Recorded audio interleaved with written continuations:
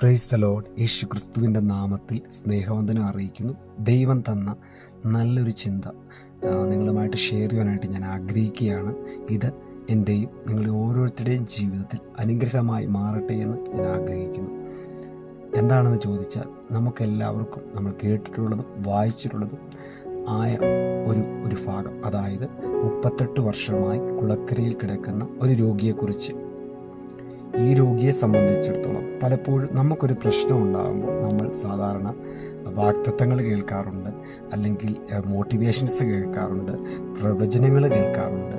പക്ഷേ ഈ 38 വർഷമായി കുളക്കരയിൽ കിടക്കുന്ന വ്യക്തിയെ സംബന്ധിച്ചിടത്തോളം അവനൊരു പ്രതീക്ഷ മാത്രമേ ഉള്ളൂ.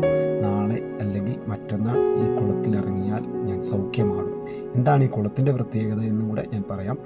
ഈ വൈകുന്നേരമാകുമ്പോൾ ദൂതൻ വന്ന് കുളം കലക്കുമ്പോൾ ഏത് രോഗിയാണോ ഇറങ്ങുന്നത് ആ രോഗി സൗഖ്യമാകും. എന്നാൽ പലരും വന്ന്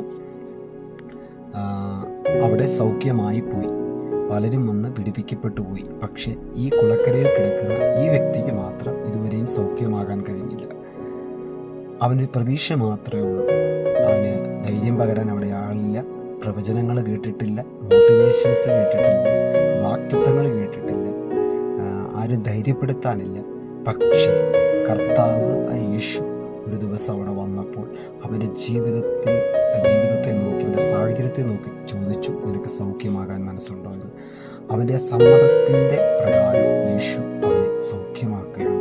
ആ 38 വർഷം എന്ന കാലാവധി ഒറ്റ നിമിഷത്തിനുള്ളിൽ സൗഖ്യമായി അവർ എഴുന്നേറ്റ് നടക്കുകയാണ്. ഹല്ലേലൂയ. അങ്ങനെയാണെങ്കിൽ ഇന്ന് പലപ്പോഴും നമുക്ക് നമ്മുടെ പ്രശ്നങ്ങൾ വരുമ്പോൾ നമ്മളെ ധൈര്യപ്പെടുത്താൻ, അല്ലെങ്കിൽ പ്രവചനം പറയാൻ, മോട്ടിവേഷൻസ് പറയാൻ ഒത്തിരി ആളുകൾ നമ്മുടെ ചുറ്റുപാടും ഉണ്ട്, ധൈര്യം പറയാനുണ്ട്. എന്നാൽ അവനാരും ഉണ്ടായിരുന്നില്ല. പക്ഷേ അവന് പ്രതീക്ഷ മാത്രമേ ഉള്ളായിരുന്നു. പക്ഷേ യേശുവിൻ്റെ വരവ് അവൻ്റെ ജീവിതത്തിൽ അത്ഭുതമായി മാറി. ഇന്ന് നമ്മളിതൊന്നും കേട്ടതൊന്നും നമ്മുടെ ജീവിതത്തിൽ നടന്നിട്ടില്ലായിരിക്കാം. വാഗ്ദത്തങ്ങളൊക്കെ ലേറ്റായി പോയേക്കാം.